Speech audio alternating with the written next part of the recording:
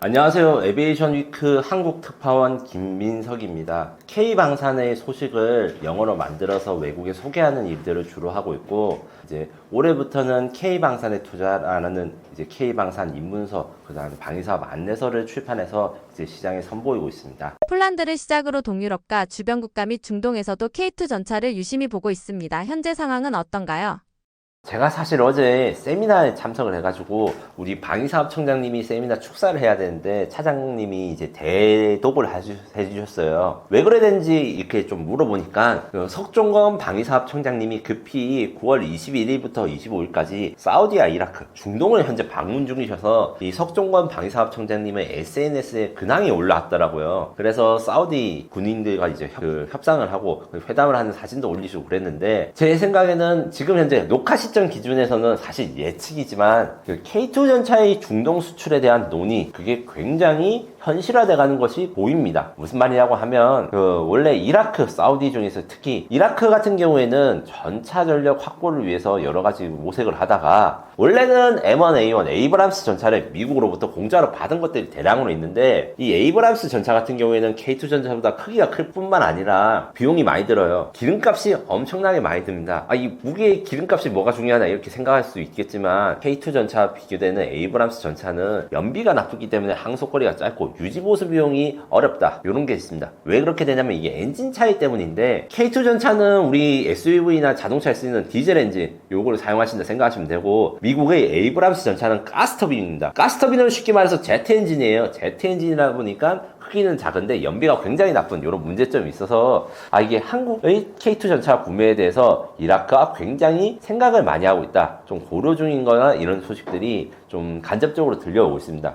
특히 전차 같은 경우에 이라크는 전차가 굉장히 중요한데, 이란 이라크 전쟁 잘 기억하시는 분들이 사실 잘 없겠지만 1980년대에 이런 전쟁이 있었어요. 7년 넘게 전쟁을 했는데, 이란군 같은 경우에는 그때 당시 영국에서 넘어온 치프틴 전차, 이거는 좀 중형 전차라 해서 성능이 좀 우수했는데, 이라크 같은 경우에는 또 구소련제 전차를 사용해서 전차전을 했을 때 좀 이게 밀렸어요. 그런데 지금 현재 상황이 어떻습니까? 이란이 이제 이스라엘과 전투를 하는 동안에 또 다시 주변국한테 그 전쟁을 일으킬 가능성이 크고, 이라크와 이란이 국경을 맞대고 있는 데다가 여기 종교 문제도 좀 복잡하게 얹어 있고, 이라크와 이란의 교전을 생각하지 않을 수밖에 없거든요, 이라크 정부 입장에서는. 그래서 전차전을 준비해야 된다. 그럴 때 최선의 솔루션은 한국이다. 왜? 지금 중동 국제 정서가 복잡한 상황에서 빠르게 납기를 할 수 있는 데다가 사막 지역에서의 그 기동성이나 이런 것들은 K2 전차, 에이브람스 전차, 그리고 독일은 레오파르트 2 전차까지 사실은 인증을 다 받았어요. 실전에서 투입된 것도 있고. 근데 같은 게 다 인증을 받았으면 공급이 빠르고, 거기다가 가격 경쟁력과 생산이 빠른 K2 전차가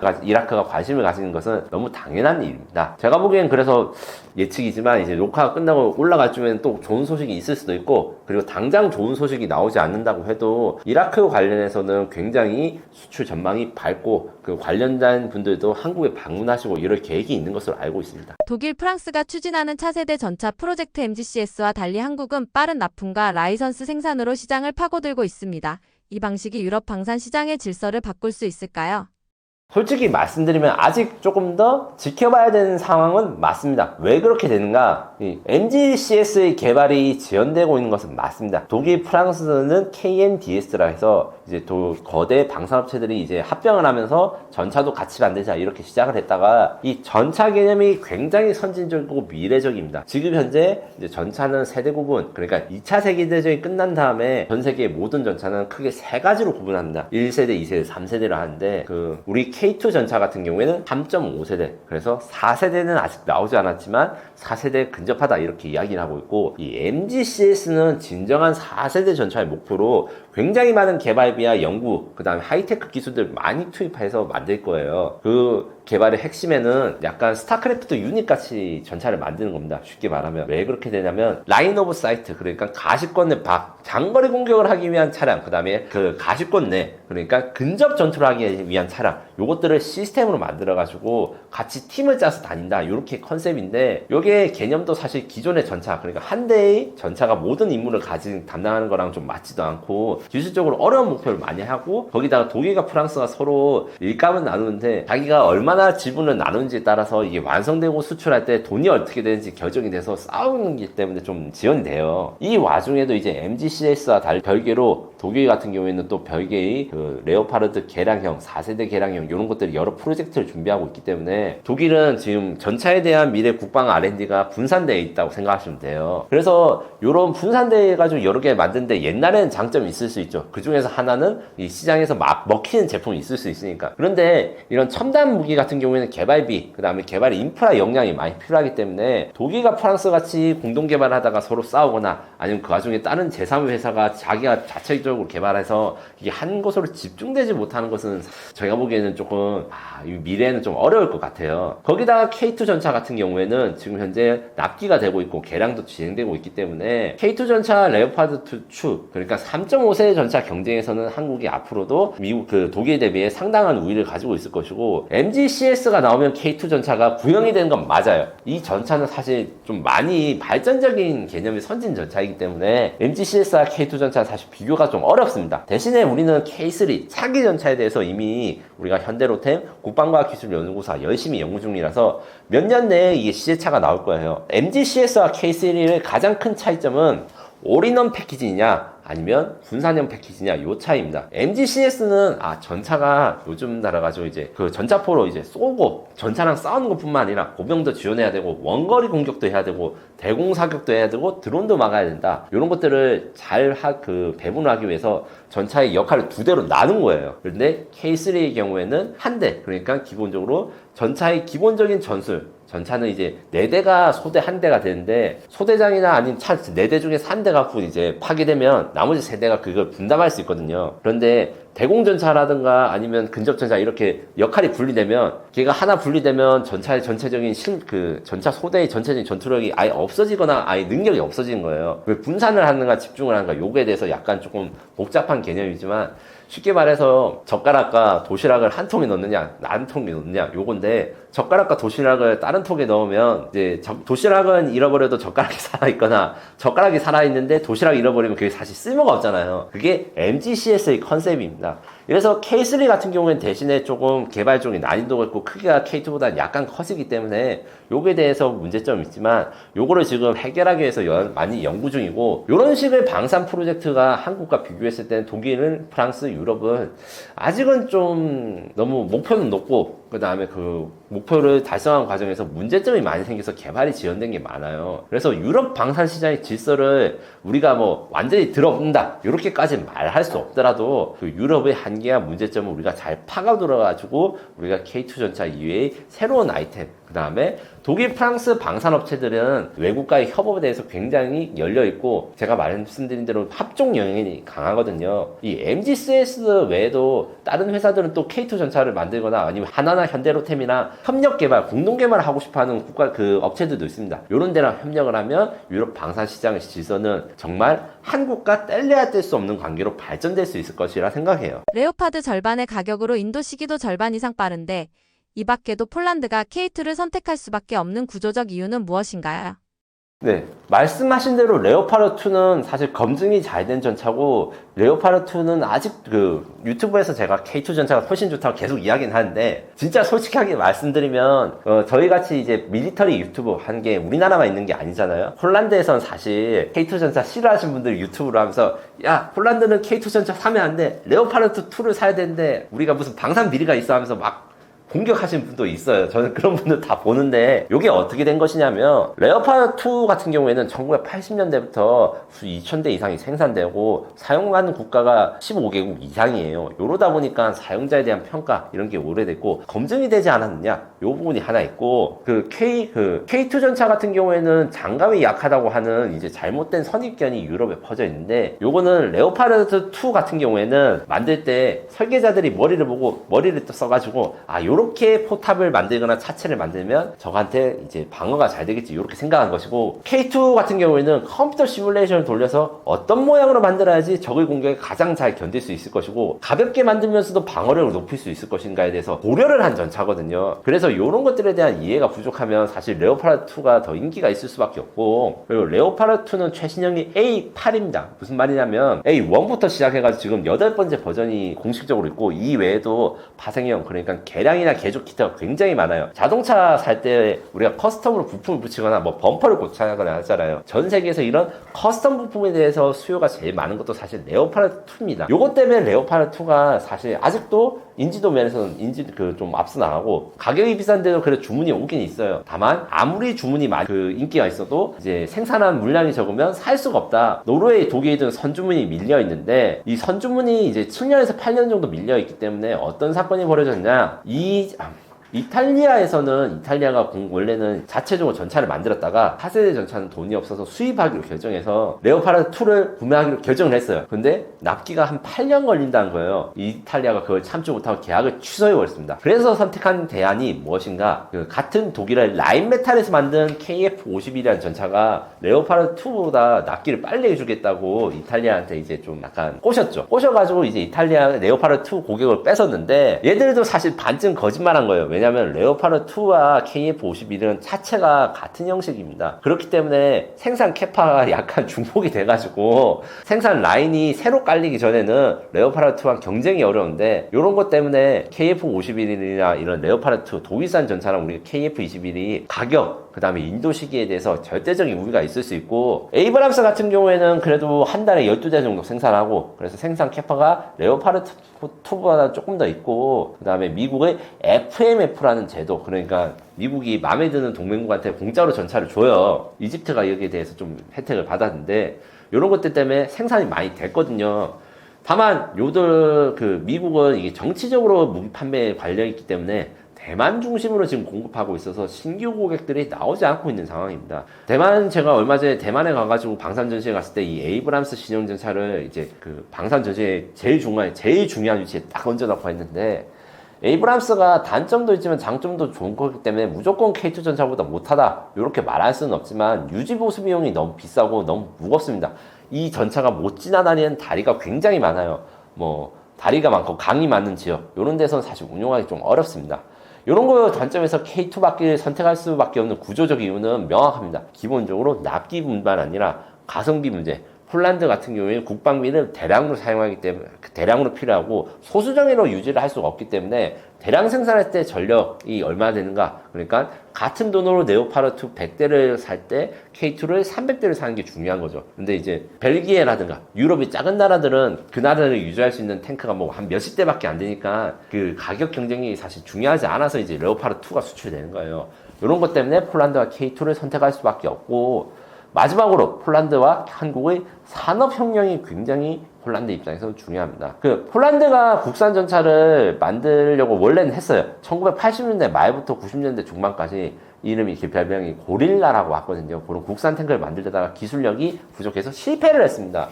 폴란드는 그래서 나름 옛날, 그러니까 냉전 시대에는 바르샤바 조약기구라고 하는 소련의 동맹국에서 무기고라는 자부심이 있었어요.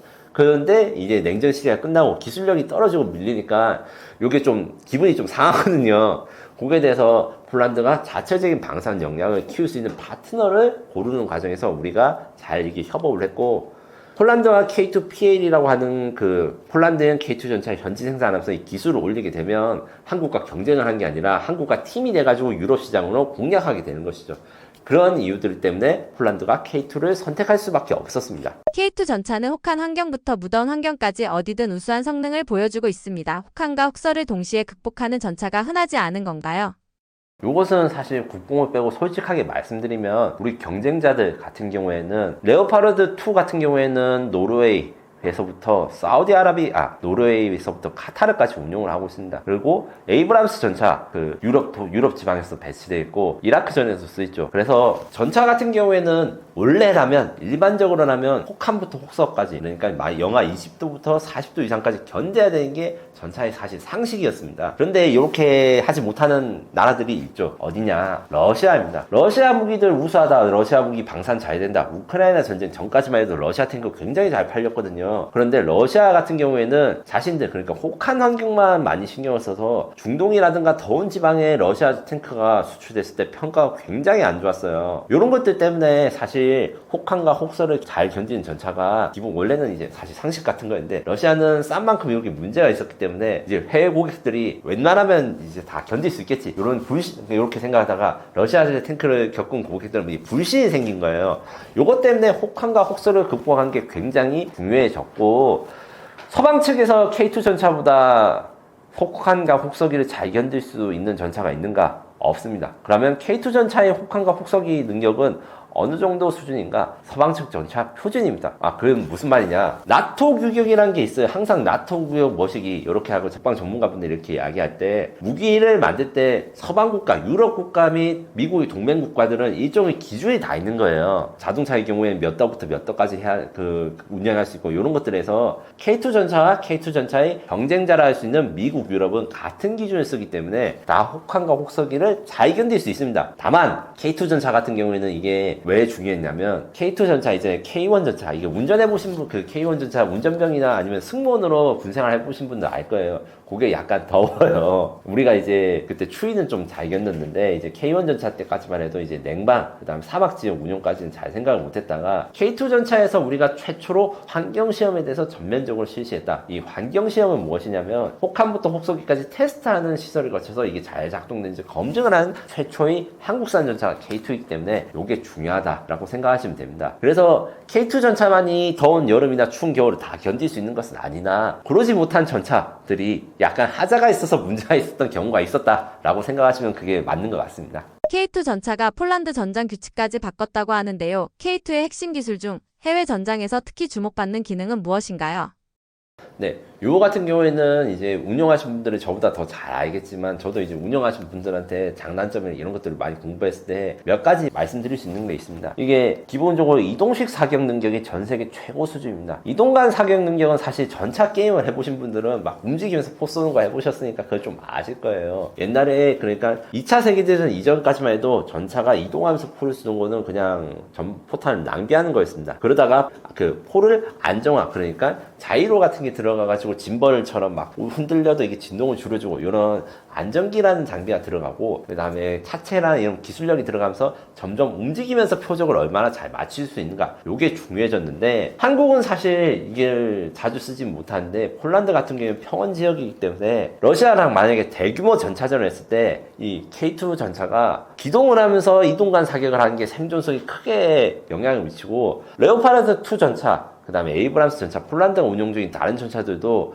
이 이동식 사격은 됩니다. 되는데 뭐가 차이가 있냐? 서스펜션의 차이가 있습니다. 쉽게 말해가지고 현가장치라고 부르는데 이제 자동차의 서스펜션을 에이브람스 전차나 아니면 레오파르트 2 전차는 토션발하고 금속을 강성을 이용해서 충격을 흡수하는데 우리는 유기압식, 유압을 사용해가지고 이 충격을 흡수해서 훨씬 더 충격이 잘 전달되지 않습니다. 충격 흡수능력이 매우 뛰어납니다. 그래서 이동식 사격을 할 때 명중률도 더 좋게 되는 것이죠. 그리고 사람들이 잘 이야기하지 않는 기능 중에서 저는 괜찮다고 이게 좀 중요하다고 생각하는 게 피아 식별 장비 IFF라는 장비가 생각보다 중요하다고 생각합니다. 무슨 말이냐면 이거는 전차의 그 K2 전차 포 위에다가 피아 식별 질문기가 있고 그 다음에 전차 포탑 주변에 답변기가 있는데 포를 조준해서 이제 공격을 하려 치면 얘가 적인지 아군 탱크인지 물어보고 대답하는 걸 자동으로 해주는 그래서 내가 공격하는 애가 혹시 우리 편은 같은 편을 공격할 수 있는 하는 것인지 요거를 사전에 막을 수 있는 장비인데 이게 왜 필요하나 하실 수 있어요. 그런데 생각보다 굉장히 많이 중요한 기능입니다. 왜냐? 1차 이라크전 같은 경우에 사막을 폭풍 작전이라 해가지고 막 미국제 탱크들이 이라크군의 탱크를 다 파괴하고 막 그래서 일방적으로 승리를 했다는데 피하 식별을 잘못해서 같은 편 탱크들을 사격하고 이런 것들이 굉장히 많았어요. 전차가 기동을 하다 보면 이제 앞에 나가는 전차도 있고 뒤에 있는 전차도 있고 막 맞붙여가지고 섞여 있으면 이게 적인지 아군인지 헷갈린단 말이에요. 물론 적전차랑 아군 전차랑 생긴 게 다르지만 이게 사실 전차 조준경으로 보거나 3km, 5km 밖에서 보면 이게 잘 안 보일 수 있어요. 그렇게 되면 아군 피해가 생각보다 많이 일어나거든요. 이런 식으로 실전적인 장비로 해서 우리 아군의 피해를 줄일 수 있는 장비가 피하 식별 장비, 그리고 ATR이라는 기술이 들어갑니다. 이것은 우리가 대공 자주포에 들어간 기술을 활용해 가지고 전차에도 들어가는데, 쉽게 말해서 낙원이 됩니다. 낙원이 된다는 것은 뭐냐? 저걸 이렇게 조준해 가지고 이게 저기다가 찍으면 저기 움직여도 이 조준선이 유지되면서 자동으로 추적하기 때문에 명중률이 높아진다. 요 같은 경우에는 최신형 경쟁 전차들은 있어요. 근데 지금 현재 극히 대부분의 전차, 그러니까 레오파르드 2라든가 에이브람스 같은 경우에는 정말 업그레이드 된 버전 수십 기에서 수백 기 정도만 이 기능이 적용되고, 수천 대나 되는 구형 레오파르드 2나 에이브람스 이 기능이 없습니다. 요 같은 경우에도 K2 전차가 이제 아주 우수한 기능을 가지고 있고, 마지막으로 사람들이 잘 모르는 기능, 요것은 소프트 킬이라고 한다. 소프트 킬을 반대말 하드 킬인데, 그래서 적이 공격을 왔을 때 적 요격탄을 발사해 가지고 파괴하는 것을 하드 킬이라고 K2에 폴란드 수출형 전차에 장착될 거예요. 근데 지금 현재 K2 GF, 그러니까 지금 폴란드군이 운용 중인 전차, 그 다음에 한국 육군이 운용 중인 전차는 소프트 킬 기능인데, 이게 굉장히 생각보다 중요합니다. 저기 미사일을 쏘기 위해서 막 미사일이 날아오거나 아니면 레이저로 전차를 조준하면 그게 자동으로 K2 전차의 그 지휘관한테 알려지고 자동 대응이 됩니다. 저기 오는 방향이나 미사일 쏘는 방향으로 연막탄이 발사되면 그 대전차 미사일이 그 표적을 탐지하지 못하고 딴 데로 가거나, 전차포를 조준해도 이게 정확하게 조준이 안 돼요. 요 성능이나 기능이 굉장히 그 효과가 좋습니다. 특히 요거 같은 경우에는 서방 측, 그러니까 에이브람스 전차라든가 레오파르드 전차가 전혀 가지고 있지 않은 기능이라서 굉장히 의미가 깊고, 요거를 잘 활용해가지고 전차 장갑이나 두께는 레오파르트나 에이브람스가 더 두꺼울 수 있지만 사실상 생존성, 그러니까 실제 전투에서 얼마나 잘 적의 공격을 피할 수 있는가, 요 능력은 K2 전차가 세계 최고인 게 확실합니다. 초음 속에 만족하지 않고 비행 중에 궤도를 수정할 수 있는 기술은 얼마나 대단한 것인가요? 초음속 미사일들이 종류가 굉장히 많아서 알기 쉽게 설명을 드리겠습니다. 초음속이 일단 아닌 미사일들, 천룡 장거리 공대지 미사일 같은 경우에는 마 0.9라는 속도로 표현합니다.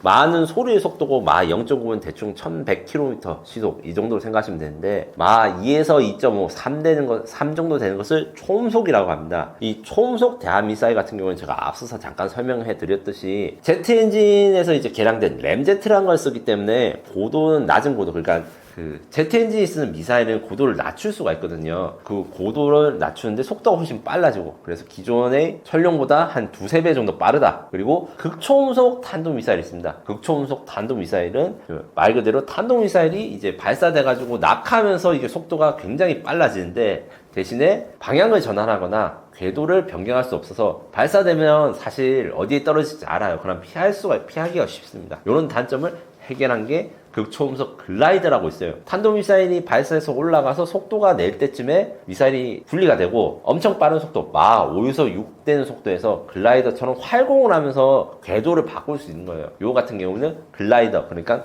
동력이 없는 상태에서 엄청 빠른 속도로 움직입니다. 마지막으로 말할 수 있는 이 극초음속 미사일 하이코 같은 경우에는 속도 자체는 글라이더랑 비슷한데 추진 기관을 사용해가지고 비행을 하기 때문에 에너지가 많아요. 더 이제 극초음속 글라이더가 최대 한 2, 3도 꺾어지는 것 비해서 이제 10도 이상 꺾어질 수 있고 더 빠르게 가고, 그 다음에 궤도 변경 기능도 훨씬 더 발달된 것이라 생각하면 됩니다. 왜? 엔진을 가지고 있기 때문에. 그렇기 때문에 극초음속 미사일의 경우에는 현재 인류가 만든 미사일 중에서 제일 빠르고 치명적인 무기라고 할 수 있고, 전 세계에서 요구 미사일 개발에 많은 노력을 하고 있는 상황입니다. 현 기술로 방어 불가라는 표현이 붙는데, 미국, 중국, 러시아가 이미 대응 기술 개발에 뛰어든 상황입니다. 앞으로도 이 무기가 방어 불가일 수 있을까요? 현 시점에서 방어 불가라는 표현은 맞는데, 국방 기술은 항상 방어 기술과 공격 기술을 같이 발달합니다. 계속 발전해서 극초음속 미사일의 위협이 강해지니까 미국 트럼프 2기 행정부에서 골든돔이라는 개념을 내놨어요. 이 골든돔은 극초음속 미사일의 방어 기술을 전문화된 이제 새로운 미사일 방어 체제인데, 이게 어떻게 가능하냐? 전 세계 위성을 감시하는데 이게 위성이 한두 기가 아니라 몇백 기에서 몇천 기가 되는 위성을 띄워서 전 세계에서 발사된 모든 미사일들을 다 하나하나 감지할 수 있는 능력을 갖추는 거예요. 거기다가 우주에서 미사일을 발사해서 이제 땅에서 올라오면 아무래도 이제 중력 때문에 에너지가 점점 깎여지는데, 위에서 내려오면 시간이 지날수록 속도가 더 빨라지는 건 당연한 이치겠죠. 그래서 우주에서 요격 미사일 사용해서 이 에너지가 많고 요격에 대해서 더 난이도가 높은 이 극초음속 미사일을 요격할 수 있는 게 골든돔인데 문제는 이거 없어요. 그래 나올 때 한 트럼프 행정부에서는 자기가 임기 끝날 때까지 완성된다는데 저는 솔직히 말하면 절대 완성 못한다고 생각합니다. 10년은 걸립니다. 그리고 이거를 모든 나라가 만드는 것은 거의 불가능합니다. 제가 앞서 말한 대로 거의 전 세계를 적어도 위성, 뭐 스타링크보다는 작겠지만 그래도 몇백 기 이상의 위성을 우주에다 다 깔아놓아가지고 어디서 발사되는지 파악한 다음에 이 트래킹하는 능력 이런 게 없으면 극초음속 미사일, 특히 극초음속 순항 미사일 같은 경우에는 방어 불가능한 표현이 맞습니다. 그래서 앞으로 10년 이내에는 방어할 수 있는 기술 이런 것들이 많이 나올 것이고 우리나라도 극초음속 미사일, 방어 미사일들을 또 만들고 있어요. 하지만 그런 기술을 가진 나라는 매우 소수일 것이고 또 이제 10년이 지나면 또 다른 발전된 공격용 미사일들이 나오겠죠. 하이코어가 KF-21에 장착될 경우 단순히 전투기의 화력이 커지는 수준을 넘어 한국 공군의 작전 개념 자체가 바뀔 것 같은데 어떻게 보시나요?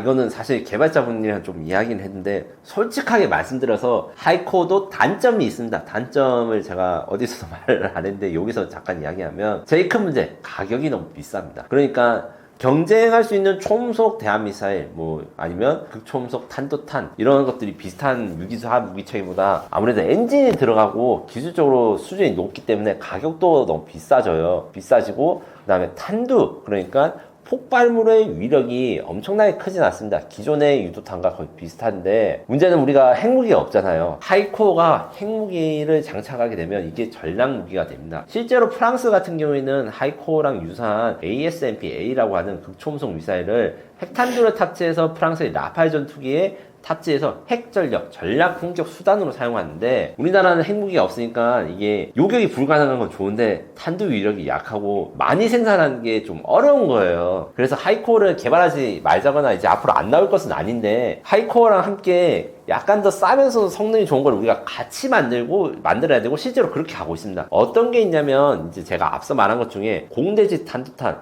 이런 거 같은 경우에 KF-21에 위해서 개발을 하고 있고 실제로 나중에 한번 이야기할 때가 있지만 이스라엘이 카타르를 폭격했을 때 F-15 전투기에다가 이스라엘이 개발한 공중발사 탄도탄을 사용했고 러시아 공군도 우크라이나 공수발했을 때 이제 킨잔이라고 하는 공중발사 탄도탄을 쓰는데 이게 엔진을 가지거나 이제 극초음속 순항미사일보다는 가격이 저렴하고 간단해요. 그래서 이런 것들을 해서 초음속 미사일과 극초음속 미사일 그러니까 로우급 그러니까 저가형과 고급, 하이코어를 이게 섞어서 써야지 이제 효율이 높아지기 때문에 이렇게 될 경우에 우리 공습을 막을 수 있는 나라가 현실적으로 전 세계 어디도 없을 것이고 요때 화력이 커진 수준을 넘어가지고 작전 개념 전체가 바뀌어야 됩니다. 그래서 하이코어 혼자만으로는 작전 개념, 한국 공군의 작전 개념 자체를 바꾸기는 어렵다 하지만 다른 우리가 같이 만들고 있는 이 고속 초음속 무기 체계들과 결합이 되거나 시너지 효과를 일으키면 이게 바뀔 것이다. 혹은 우리가 핵보유를 시작하게 되면 하이코어가 유력한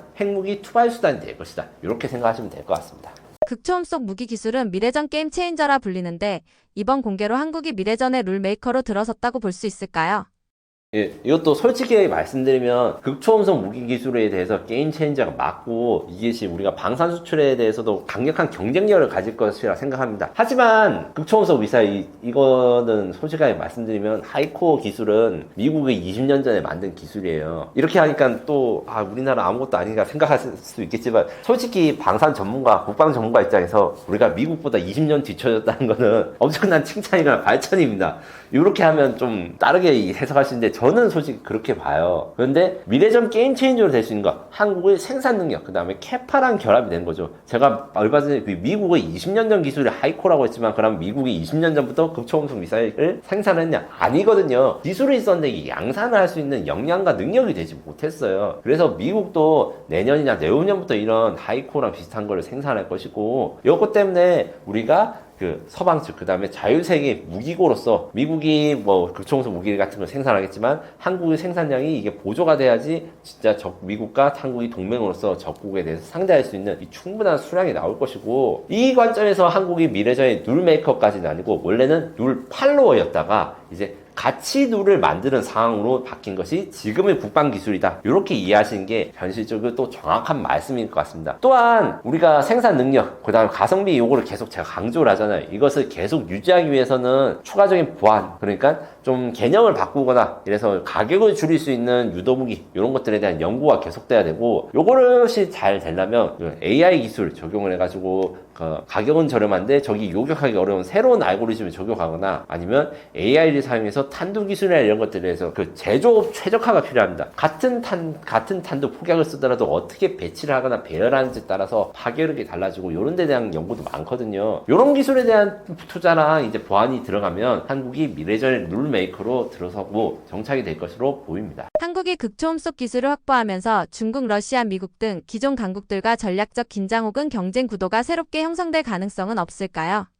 요것도 약간 현실적으로 말씀드리면 아직은 거의 없다고 봐야 됩니다. 왜 그러냐? 핵무기가 사실 매우 중요합니다. 하이코어 미사일을 우리가 갖추었다는 것은 비유를 하자면 F1 드라이버가 아반떼를 모는 상황입니다. 하이코어가 핵무기를 장착을 해야지 F1 자동차에 F1 드라이버가 탑승을 해가지고 운전한 거 똑같은 거예요. 그러면 이제 핵이 없으면 우리 기존 미국 강국, 중국, 러시아, 미국들이 전략적 긴장이나 경쟁 구도가 새롭게 형성될 것이냐? 사실 말하면 핵무기가 없을 경우에는 우리는 지금과 같이 잘 지낼 수 있어요. 잘 지낸다는 걸 의미에 대해서 의견이 다를 수 있지만, 기본적으로 현재의 상황이나 이런 것들이 핵무기가 우리가 가지고 있지 않기 때문에 미국, 중국, 러시아에서 어느 정도 레버리지를 가진 게 굉장히 크거든요. 왜냐하면 우리가 핵무기를 가지고 있지 않기 때문에. 근데 핵무기를 가졌을 때 그 주변국들 반응이나 이런 것들은 지금과 같을 수가 없습니다. 사실 경제적으로는 좀 더 문제가 생길 수 있어요. 다만 그렇다 해가지고 우리가 핵무기를 아예 포기하는 것은 아니고, 제가 계속 말하고 있죠. 하이코어에 핵탄두를 장착하게 되면 전략적 핵무기로 사용할 수 있다. 요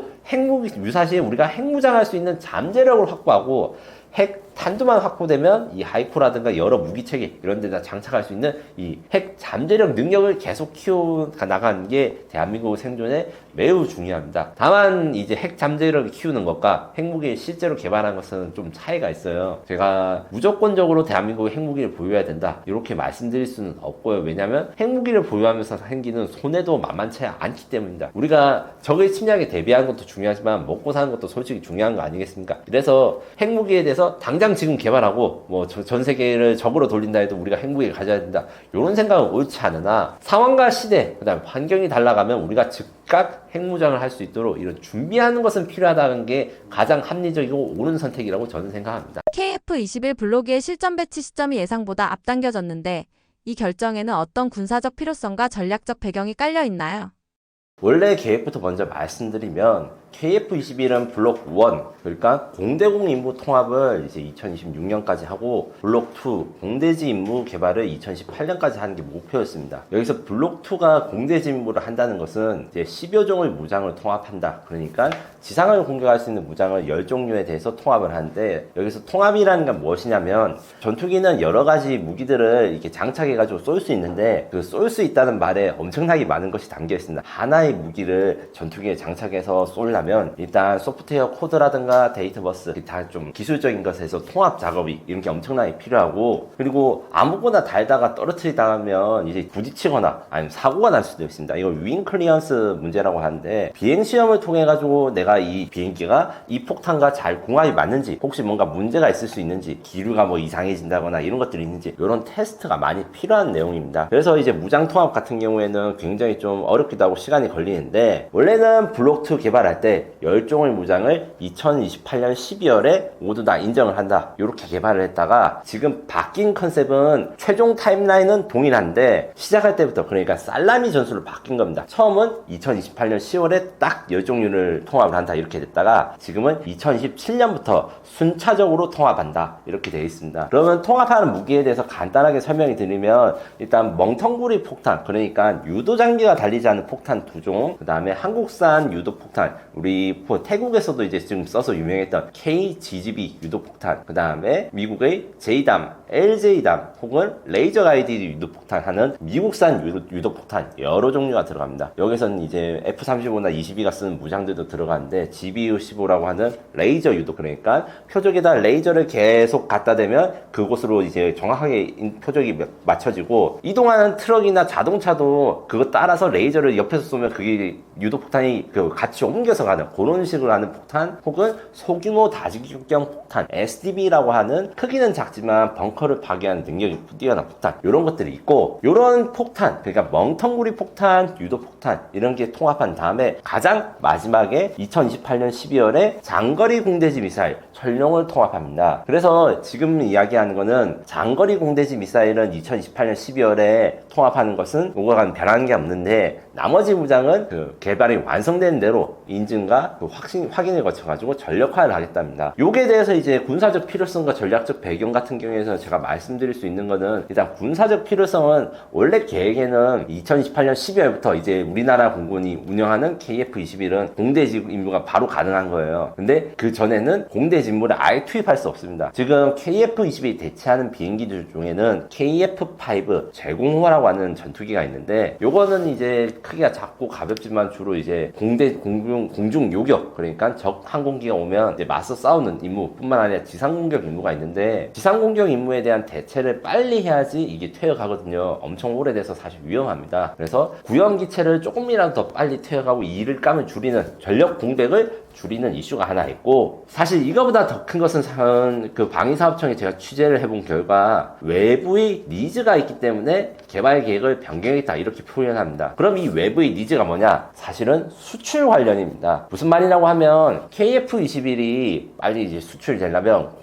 공대지, 그러니까 적과 공중전을 할 수 있는 능력, 그 다음에 지상을 공격할 수 있는 능력이 다 갖춰줘야지 사실 수출의 자격이 가진다 이렇게 생각하시면 돼요. 기본적으로 이제 컴퓨터로 치면 입력 장치만 있고 출력 장치가 없으면 못 쓰는 거랑 똑같은 원리인데, 이런 관점에서 봤을 때 이제 수출 고객들은 2028년 12월까지 다 기다리는 거, 다 끝날 때까지 한 번에 이제 인증을 받는 것보다는 순차적으로 전략화되는 게 상대방의 수출 경쟁력이 좀 강하다 이렇게 표현하고, 다만 방위사업청도 그러면 이 고객이 누구길래 이런 것을 요구했느냐 제가 여쭤봤을 때 사실 대답은 못 해주세요. 이게 엠바고나 비밀이 걸려 있어서. 근데 이제 KF-21을 지금 관심을 가지고 있다는 중동 혹은 이제 동유럽 이런 동남아 국가들이 이런 요구를 먼저 했거나 아니면 요게 가능하다고 이제 요청을 한 사항을 우리가 받아들인 것으로 알고 있습니다. KF-21에 국산 엔진이 들어가면 단순 자립 수준을 넘어 글로벌 항공기 엔진 시장에 한국 변수가 등장하게 됩니다. 롤스로이스나 GE 같은 기업들이 긴장하는 이유는 무엇인가요?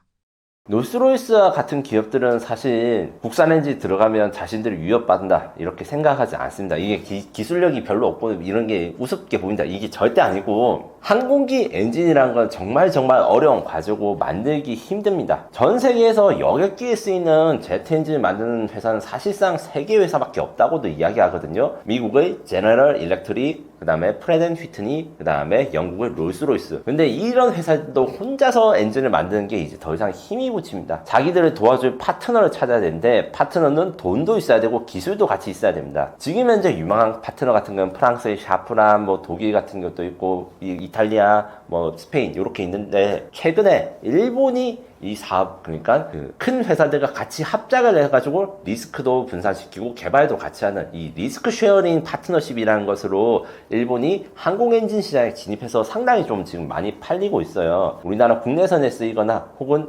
대한민국 차세대 수송기로 쓰이는 이런 여러 항공기에도 일본 부품이 이제 공동 개발한 엔진들이 들어가거든요. 이런 식으로 해가지고 제트 엔진을 만드는 회사들은 사실 기존에 있는 회사들이 새 업체가 들어오면 이 시장 점유율을 먹으니까 큰일 나겠다, 걱정된다, 요게 아니라 나랑 같이 고통을 나눌 동료가 필요하구나, 동료가 하나 들어왔구나 하면서 굉장히 반깁니다. 이것이 사실 엔진 개발한 게 너무너무 힘들기 때문인데, 그래서 KF-21에 국산 엔진 들어갔을 때 이제 좀 반대하시는 분들이 이렇게 이야기를 하세요. KF-21 국산 엔진은 사실 수요가 아직 확정이 안 됐습니다. 무슨 말이냐고 하면, 지금 현재 수요 생산이 확정된 KF-21 블록 1, 2, 120대에는 이 국산 엔진이 들어가지 않고, 공군이 120대 외에 KF-21을 추가로 구매할 때 이 국산 엔진이 들어가기 때문에 그러면 국산 엔진이 몇 대 만들 거야? 수요가 확실하지 않잖아. 이게 돈이 돼? 이렇게 질문하시는 비관적인 분들이 있어요. 근데 그거는 KF21 엔진 딱 하나의 수입 대책 이런 걸로 보시면 안 되고, 대한민국이 민수, 군수, 대형 제트 엔진 개발에 참여할 수 있고 그것을 완성할 수 있는 능력이기 때문에 해외 업체랑 대등하게 지분을 나눠 갖고 공동 개발할 수 있는 시장에 진입하게 된다. 요 기술을 가질 수 있는 정점이 KF21 국산 엔진이다. 이렇게 정리할 수 있는데, 그러면 또 어떤 분들은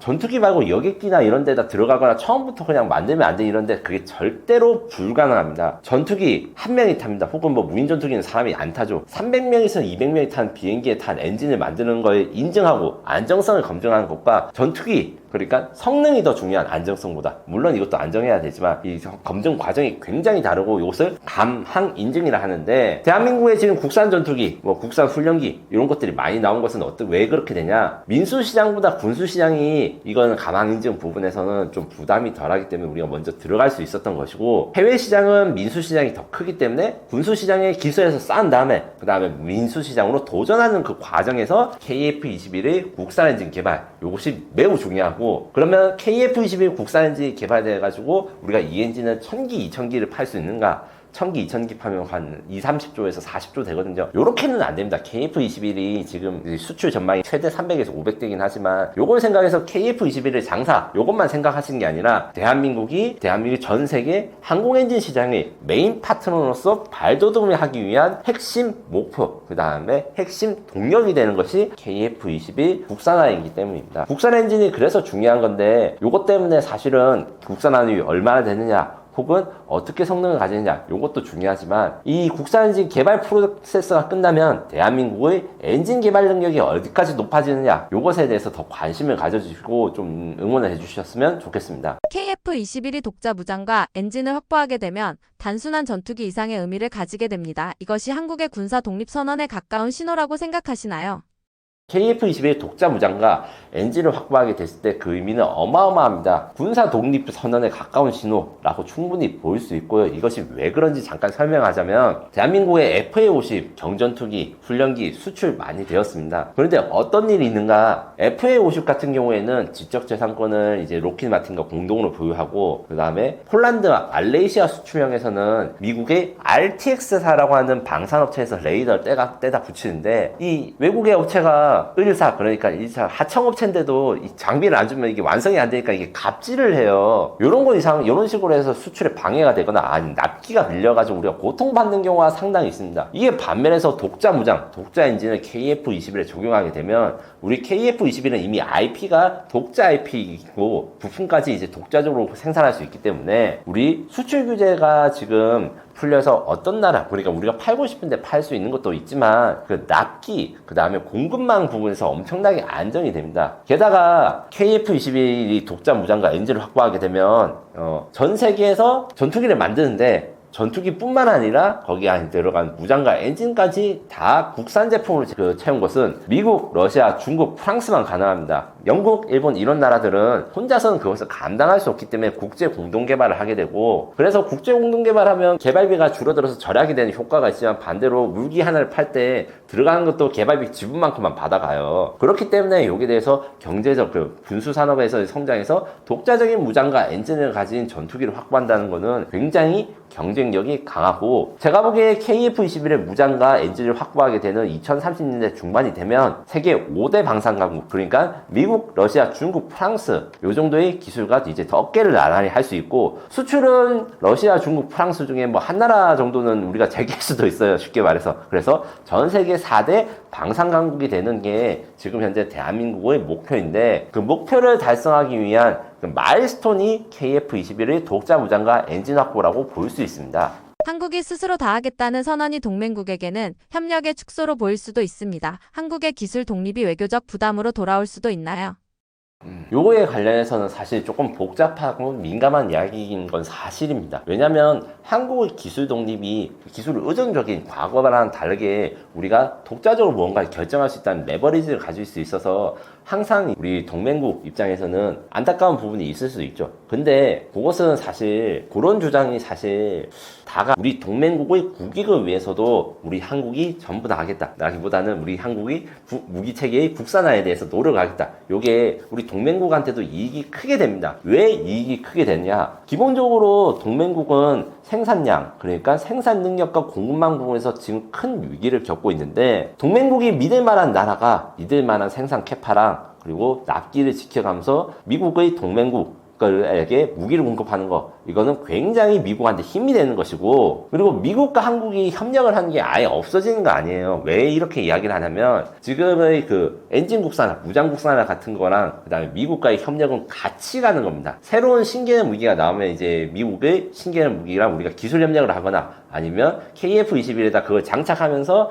우리가 기술이 완성된 무기, 국산 무기, 그 다음에 새로 나온 미세 무기 이렇게 결합을 하는 경우도 있고, 그리고 로키드 마틴 같은 경우에는 굉장히 좀 좋은 파트너예요. T-50 공동 개발 때부터 우리가 로키드 마틴이 한국항공우주산업과 이제 같이 공동 설계를 했고, KF-21에도 엔지니어를 파견해서 만들었는데 요거 자체가 수출에서 굉장히 레버리지가 있습니다. 그 KF-21에 대해서 이제 외국 밀리터리 매니아들이 미니 랩터, 뭐 F-22랑 굉장히 닮았다 해서 중국 매니아들은 한국이 짝퉁을 욕하다면 짝퉁 비행기를 만든다, 뭐 이런 식으로 좀 비판도 하세요. 그런데 거꾸로 말하면 굉장히 검증되고 그 다음에 안정된 것에 설계를 적용했기 때문에 믿을 수 있는 신뢰감이 생기는 거죠. 거기다가 동맹국 입장에서는 그 자신들이 공급해줄 수 없는 솔루션을 한국이 대신 공급해주는 이런 부분에서의 장점이 굉장히 큽니다. 예시를 들면 가장 중요한 거, 호주가 있습니다. 호주 같은 경우에는 지금 현재 ASI 헌치백 자주포, 그 다음에 AS-21 레드백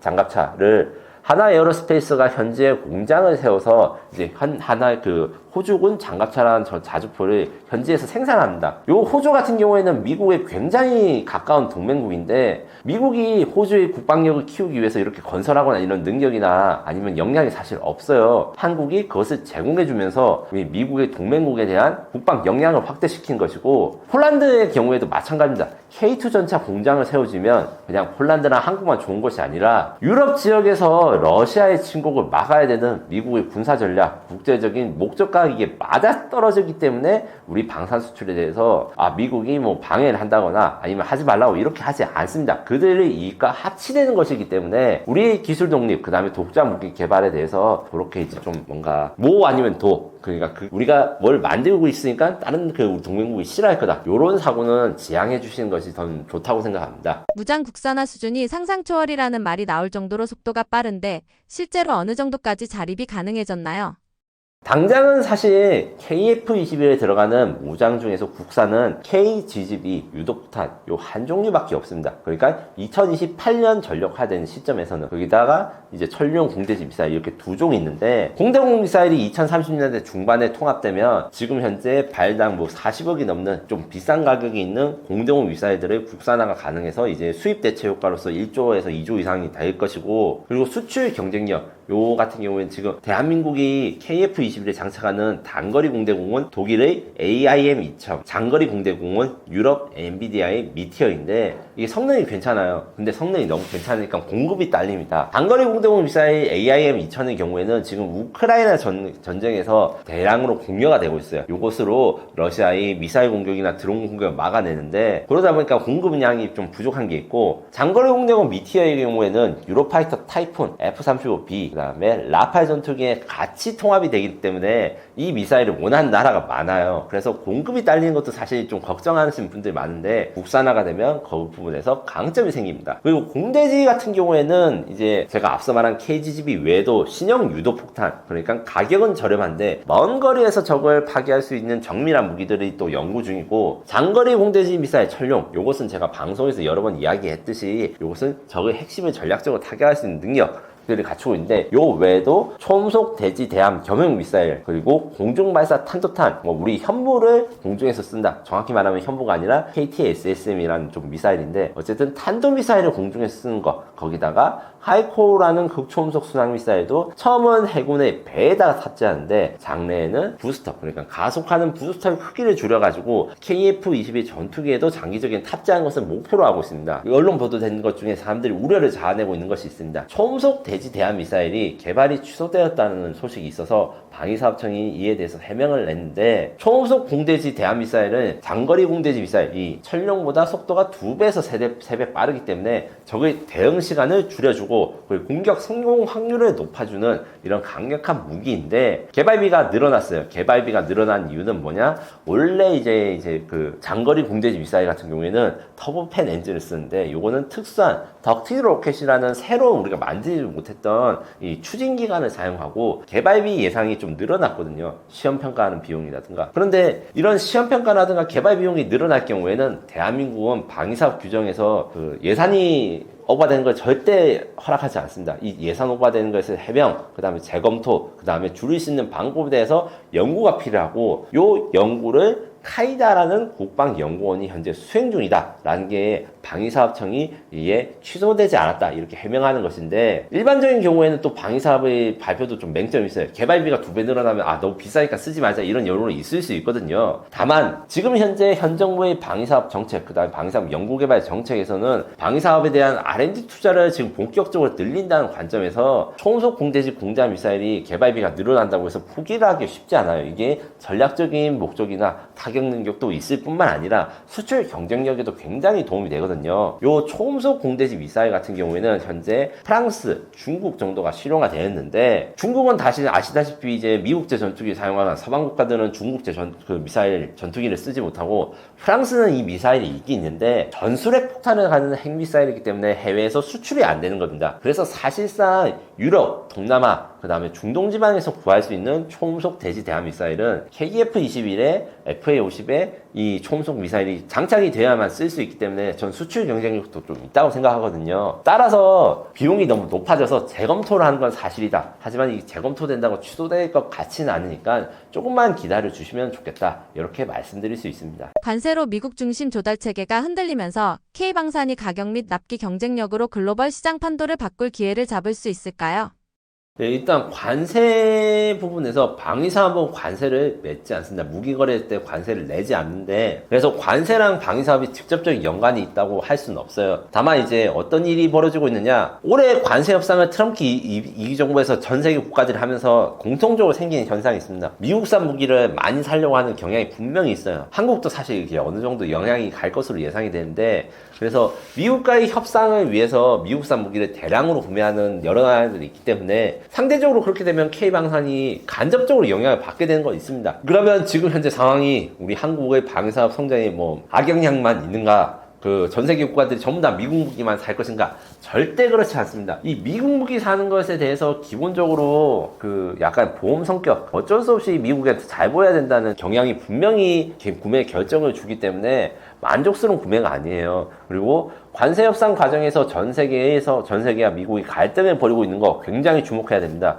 세계 경제, 질서, 외교 관계에서 미국의 지위가 흔들릴 경우 안보에 대해서 각국이 신경 쓸 수밖에 없고 그게 한국한테 방위사업에 영향이 분명히 갈 것이다. 이렇게까지 말하면 좀 다소 극단적이라고 볼 수 있지만 그래서 관세로 인해서 지금 세상이 어지러워지고 있고 세계 질서가 엉망이 되고 있는 것이 각국이 스스로 생존해야 될 욕구를 자극하고 그것이 K방산에 대한 관심으로 연결될 가능성은 솔직히 저는 거의 100%로 보입니다. 왜냐? 미국이 지금 이렇게 됐을 때 그러니까 저는 이렇게 되는 거는 이제 우리 동맹국들과의 분쟁과 그 다음에 갈등이 사실 좀 깊잖아요. 원래 미국이 혈맹이 했었던 영국이라든가 캐나다 이런 것들은 이런 나라들이랑도 싸우고 최근에 호주랑도 싸우고 있던데 이런 것들을 결국에는 완전히 미국산 무기를 사용하면 이제 약간 자존심 상하거나 아니면 외교적으로 미국한테 끌려다닐 수 있고 그렇다 해가지고 이제 러시아나 중국 무기를 살 수 없는 나라 그 나라를 무기를 사면 또 그 나라 예속이 되기 때문에 그런 나라들한테 유럽과 이스라엘이 기존의 대안이었는데 이스라엘 같은 경우에 현재 사실 국가 이미지가 굉장히 좋지 않습니다. 이게 서울 에어쇼나 방산 전시회 때 이스라엘에 대한 이스라엘 방산 회사들에 대해서 데모하는 분들이 계세요. 이런 평화단체 같은 경우에는 한국은 굉장히 좀 얌전하신 분들입니다. 유럽만 가도 반이스라엘 정자가 요새 엄청나요. 이게 생각보다 우리나라에서 생각하는 그 수준이 아닙니다. 이런 관점에서 사실 이스라엘과의 방산 구매에 점점 부담을 가지는 국가가 많고, 중동 국가들은 아예 처음부터 이스라엘과의 거래를 못하기 때문에 우리가 먼저 들어갈 수 있었는데, 유럽은 사실 이스라엘과의 거래가 좀 많았거든요. 특히 독일 같은 경우에는 미사일 방어 프로그램 같은 걸 이스라엘과 같이 했는데, 이란, 이스라엘 서로 미사일하고 폭격을 하니까 이스라엘의 방어 미사일이 부족해서 독일한테 야, 우리 납기를 2년만 늦춰달라 이렇게 부탁을 해서 지금 독일이 난리가 났습니다. 이런 식으로 결국 이스라엘의 대체제로서, 그리고 미국과 중국, 러시아의 대체제로서 K방산은 정치적인 부담이라든가 이런 것도 없고 가성비도 좋으니까 분명히 기회의 창이 지금 열리고 있다, 정리할 수 있습니다. 한국이 지금까지 재래식 무기에만 성과가 좋다는 문제 제기가 있었지만 최근 들어 주목해볼 만한 스타트업 기업들이 있다고 들었습니다. 몇 곳 소개해 주실 수 있으신가요? 사실 한국이 재래식 무기에만 성과가 좋은 것은 팩트였고요. 신특수 무기, 특히 우크라이나 전쟁 이후에 AI와 드론에 대해서 중요성이 높아져가지고 여기에 대한 투자나 이런 것들이 지금까지는 부족했으나, 이제 우크라이나 전쟁이 이제 3년이 넘어갔죠. 그 과정에서 제가 보기에 많은 주목할 만한 스타트업들이 많이 생겼습니다. 제가 제 이름을 걸고 추천하거나 관심을 가질 만하다, 이렇게 할 수 있는 나라 회사들이 몇 개 있어가지고 제가 말씀드리면, 펀진 같은 경우에는 AI 기업입니다. 이 기업의 장점은 인공지능 지휘통신 이런 시스템이 있어요. 쉽게 말해가지고 이제 스타크래프트 하는 것처럼 적진의 상황들을 딱 깔아놓고, 요 표적을 공격했을 때 어떤 무기를 사용하고 어느 부대에 가야지 제일 잘 공격할 수 있는가, 이런 거에 대한 국산 솔루션을 만드는 기업입니다. 요게 이제 여러 가지 이제 킬웹이라고 하나 이런 서비스명이 있는데, 우크라이나에선 그래서 AI 알고리즘 사용해서 적 표적을 할당하거나 지휘 통제하는 게 일상화되어 있고, 우리나라도 반드시 들어갈 것인데, 팔란티어나 아니면 미국 대형 회사들도 이런 서비스가 있어요. 그런데 데이터가 굉장히 중요하기 때문에 우리가 함부로 외국에서 수입해서 이걸 사용하기는 어렵습니다. 코난 테크놀로지 같은 경우에는 AI 파일럿 혹은 무인 체계 운영, 이런 데 대한 AI 전문 기업입니다. 원래는 이제 민수용 AI를 하다가 국방 분야를 이제 넘어가서 제가 이제 개발력 이런 것들 좀 확인할 수 있었는데, 파일럿, 그러니까 AI가 드론이라든가 무인기를 활용해서 조종하고 이런 것들에 대한 연구를 상당히 하시고 있고, LLM, 그러니까 대형 언어모델 기반으로 국방에 적용하는 부분에 상당히 많은 부분에서 참여를 하고 있어서, 요 회사들 같은 경우에는 제가 투자까지는 말씀드리지 못하지만 제가 확인하고 개발진들과 인터뷰를 하고 취재를 해본 결과 열심히 하고 계시고 상당히 많은 노력을 하고 계시다, 이렇게 말씀드릴 수 있고, 또 한 축은 드론입니다. 드론 중에서 제가 제일 주목하는 회사는 파블로 항공입니다. 파블로 항공은 원래 드론쇼, 그러니까 드론에다 라이트를 달아가지고 얼마 전에 한강에서 그림을 그리고 밤하늘에 이런 것도 있는데, 파블로 항공이 드론쇼를 만드는 회사 플러스 불꽃놀이 드론쇼를 만들었습니다. 이 드론에다 불꽃놀이를 달아가지고 이제 라이트도 하고 불빛도 하늘에서 나면서 이제 아트를 하는 회사였는데, 이게 군집 운영이 돼요. 무슨 말이냐면 드론 1000개, 2000개, 500개 이런 거 수백 개의 드론을 하나하나 다 세팅해가지고 그림을 그린 게 아니라 어느 정도 알고리즘이나 그림을 입력하면 알아서 계산을 해서 드론이 비행을 한 거예요. 그래서 몇 년 전부터 이 회사가 이 기술을 이용해서 군용 드론을 만드는데 지금 최근 연구를 하고 있어서, AI 군집 드론 연구에 대해서 이제 스타트업 중에서는 상당한 성과를 가지고 있습니다. 그리고 대기업들과도 좀 협업을 관련해서 하고 있는데, 군집 드론이 앞으로 대세가 될 것이에요. 왜냐면 드론은 사실 싼 값에 많이 운영하고 그 다음에 대량으로 운영할 때 효과가 크기 때문에, 이들이 마치 SF 영화에서 드론들이 새떼처럼 몰려다니고 이제 서로 생명체처럼 움직이는 이런 시대가 반드시 올 것이라 저는 생각하고, 니어스랩이라고 하는 회사는 드론으로 드론을 격추하는 하드키 드론 솔루션에 최적화된 회사입니다. 드론을 방어하는 방법, 지금까지 전파 방해를 하거나 레이저를 쏘거나 이런 방법들이 있는데 다 한계가 있어요. 직접 부딪혀가지고 떨어뜨리는 것이 굉장히 중요하고, 그 다음에 성공 확률이 높습니다. 거기다가 터지거나 폭발하면서 파편 피해가 생기는 것도 막을 수 있는데, 한국에서 거의 유일하게 이 하드키 드론에 대한 꾸준한 연구와 투자를 하고 있는 회사고, 해외에서도 이걸 선보이고 수출도 하고 있는데, 물론 이 회사들에 대해서 제가 뭐 많은 것을 알고 있는 것은 아닌데 저는 현장에서 직접 엔지니어들을 만나 뵙고 그다음에 개발 사항들을 점검하면서 좀 이런 회사들은 꼭 소개해 주고 싶다라고 해서 이 네 가지 회사를 좀 말씀드리고 싶었습니다. 유럽 전시회에서 공개된 카이의 유무인 복합 체계가 기존 유럽 강국들의 방산 경쟁 구도에 변화를 줄 신호탄이 될까요?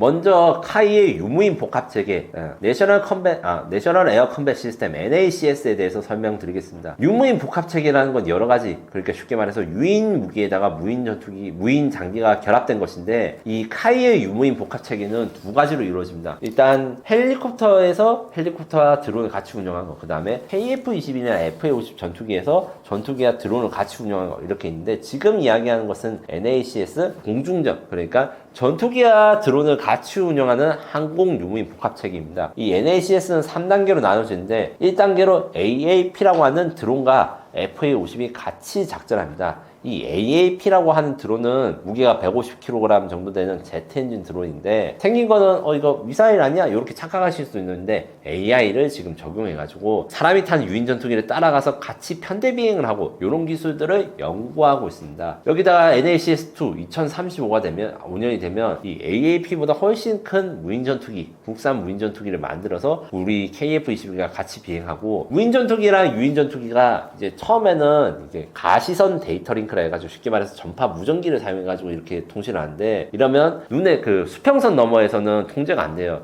이걸 해결하기 위해서 육지 통신 위성을 사용해서 드론과 사람이 탄 무인기끼리 통제하고 이렇게 정보를 주고받게 개량할 예정입니다. 마지막은 NACS3인데 이거는 이제 앞에 1, 2가 다 포함되고 거기다가 우리 지금 이야기했던 국산 엔진 혹은 KF-21 스텔스 설계가 적용된 차세대 KF-21을 적용한 게 카이의 유무인 복합 체계입니다. 이 유럽에도 비슷한 게 없느냐? 있습니다. 있는데 차이가 좀 있습니다. 뭐가 있느냐? 지금 현재 유럽의 차세대 전투기는 FCAS라는 프랑스, 독일, 그 다음에 GCAP라고 하는 영국, 이탈리아, 일본 이렇게 두 가지 프로젝트가 있는데 GCAP가 그래도 좀 잘 순항되고 있고 FCAS는 또 프랑스랑 독일이 좀 많이 싸우고 있어요. 그래서 이들 전투기는 기본적으로 NACS가 비슷한 유무인 복합 체계를 기본 탑재를 하고 여기 연구를 하고 있긴 있으나 전력화 시기가 다르다. 우리가 더 먼저 내놓고 먼저 작전할 수 있다.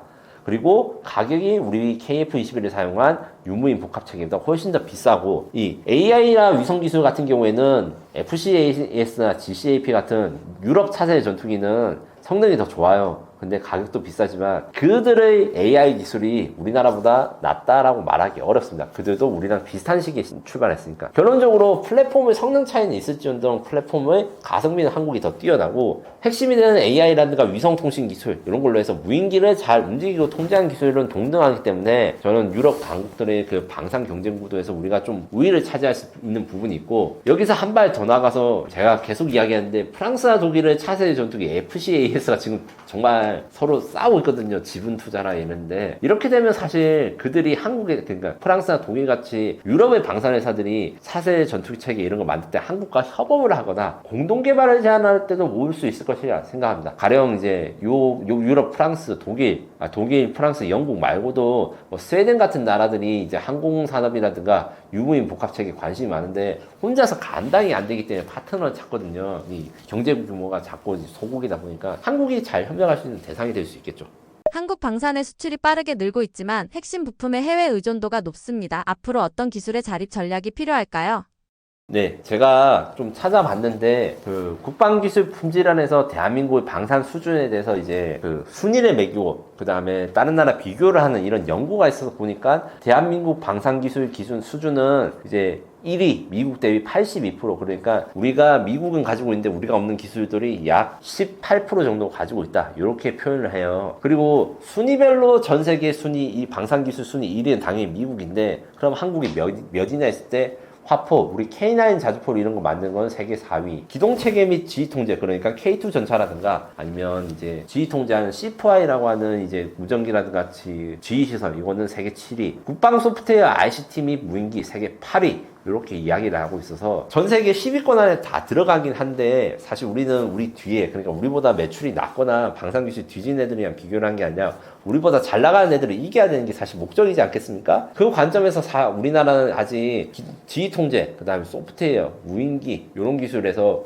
우리 방산 선진국보다는 떨어지는 게 사실입니다. 이걸 해결하기 위해서 일단은 우리도 협력을 하고 있습니다. 그 얼마 전에 올해 봄에 이제 방위사업청이 애안드리 요새 가장 뜨고 있는 국방 스타트업, 미국의 국방 스타트업과 MOU를 맺고 한국의 방산 기업들이 애안드리가 MOU를 맺어서 유무인 복합과 AI 기술에 대해서 협업을 하고 이런 것들이 있는데, 이렇게 부족한 것은 해외에서 협력을 하고 이제 공동 개발을 추진하고, 또 한편 제가 앞서 말했듯이 스타트업들 중에서 국방 스타트업, 그다음에 국방 클라우드 관련해가지고 연구를 많이 하고 있어서 요 연구 성과에 따라서 대한민국의 핵심 부품이라든가 방산 수출에 대한 의존도가 굉장히 개선될 것입니다. 이 외에도 소부장이 굉장히 중요한데, 핵심 부품의 해외 의존도를 해결한 건 결국 우리나라 그 중소기업들인데, 대한민국은 부품 국산화 제도라는 특이한 제도가 있어요. 이게 해외에 없는 건데, 어떤 무기체계 들어갔을 때 그 부품 뭐 전차에 들어간 에어컨이라든가 뭐 어디 바퀴라든가 이런 것들이 수입하잖아요. 그럼 그 규격을 우리나라 회사들한테 말해서 야, 요 규격에 맞는 제품을 만들어주면 우리가 보조금을 줄게 하면서 국산화율을 계속 높이는데 상당히 올라왔죠. 특히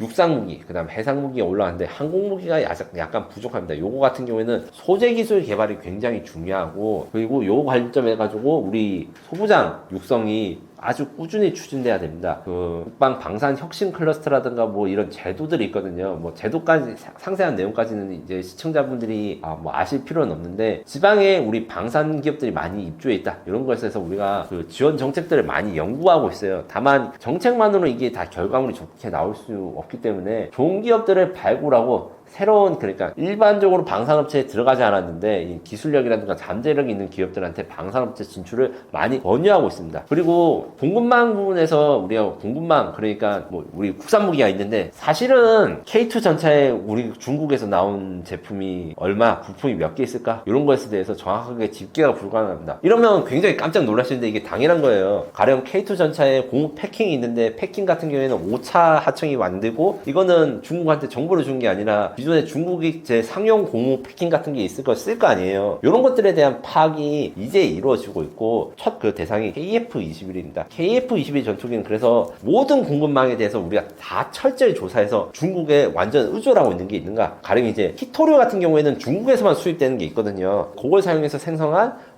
부품이 KF-21에 얼마나 몇 개 들어가는가, 이런 조사를 하고 있는데, 요 조사 결과를 기반으로 국산화를 추진하고 있고, 그 다음에 이런 것들을, 그리고 이 기존 무기 체계에 대한 공급망 문제뿐만 아니라 신특수 무기, 뭐 드론 같은 게 앞으로 이제 많이 주목했는데, 사실 드론 모터, 드론 엔진 이런 거 국산 부품이 없습니다. 이게 만들 때 채산성이 안 나오고 중국제가 너무 잘 나오기 때문에 이거를 좀 전략적으로 국산화를 육성하기 위한 여러 가지 정책이 필요합니다. 뭐 드론을 여러 종류 만들거나, 아니면 계속 반복하면서 구매를 하면서 성능 개량을 유도하거나, 아니면 보조금이라든가 연구 인력 지원해서 국산 모터나 국산 드론 전지 같은 게 나오도록 우리가 노력을 해야 됩니다. 폴란드, 동남아 등 현지 생산이 늘어나면 한국 기술이 해외로 유출될 위험도 커집니다. 어떻게 대응해야 할까요? 사실 우리 가장 친한 우방 미국은 이런 데 대해서 먼저 해봤기 때문에 우리는 미국을 좀 모방해가지고 우리 현지 생산이라든가 기술 유출을 막는 여러 가지 방법들을 연구하고 있습니다. 안티 템퍼링 기술이라고 합니다. 템퍼링, 혹시 이제 아이돌 그룹 피프티 사태로 한 번쯤 들어보실 건데, 무기 체계에서도 이 빼내기를 막기 위한 여러 가지 기술들이 있고, 사실 미국 무기에는 그게 다 들어가 있어요. 타이거 아이 사건이라고 검색하면 나오는데, 이게 얘는 좀 오래된 이야기지만 아주 중요한 대한민국의 사건이었습니다. F-15K 전투기의 적외선 추적 장비를 타이거 아이라고 부르는데, 이거를 우리가 현지 정비를 하면서 매뉴얼에는 이 부분을 열지 마시오 라고 쓰여진 걸 우리가 열었는데, 그 열자마자 미국이 알아가지고 이게 난리가 났어요. 야, 그거 왜 열었냐, 기술 유출을 하려고 하냐 하고, 이걸 해결하는데 대한민국 정부가 굉장히 진담을 흘렸습니다. 근데 그때 당시만 해도 이런 기술이 있는지 잘 몰라서 이 타이거 아이 사건이 나왔을 때 미국이 우리가 부품을 여는 걸 어떻게 알았지? 여기 의문이 있었어요. 나중에 보니까 이 무기체계, 역설계, 분해를 만든 기술 전문적으로 연구되고 있었고, 이게 안티 템퍼링 기술이라고 해서 최근에 한국에서도 이런 것들이 연구가 많이 되고 있어요. 이것들이 적용한 차세대 무기체계가 이제 수출되면 함부로 이제 분해되면 이제 제 기능을 못하거나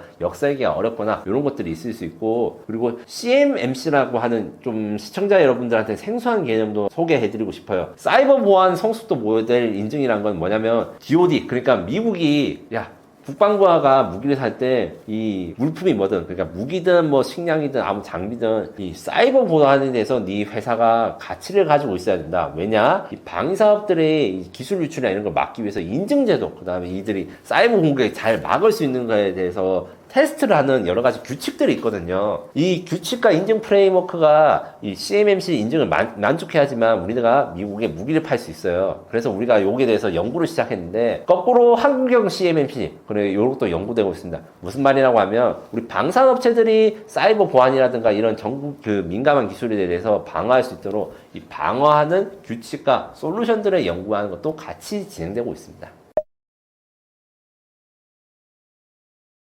한국의 방산 기술이 아주 뛰어나고 세계에 자랑할 만한 것들이 많습니다. 그런데 항상 우리는 줄 세우기 민족이죠. 우리 뒷보다 우리 앞에 있는 사람들이 더욱 신경 쓰이지 않습니까? 그런 관점에서 볼 때 한국은 아직 이겨내야 되는 경쟁자가 많아요. 특히 프랑스, 독일, 영국 같은 유럽 국가들을 이겨내서 우리가 방산 4대 강국으로 됐는데 아직 시간이 많이 필요하고 지원이 많이 필요합니다.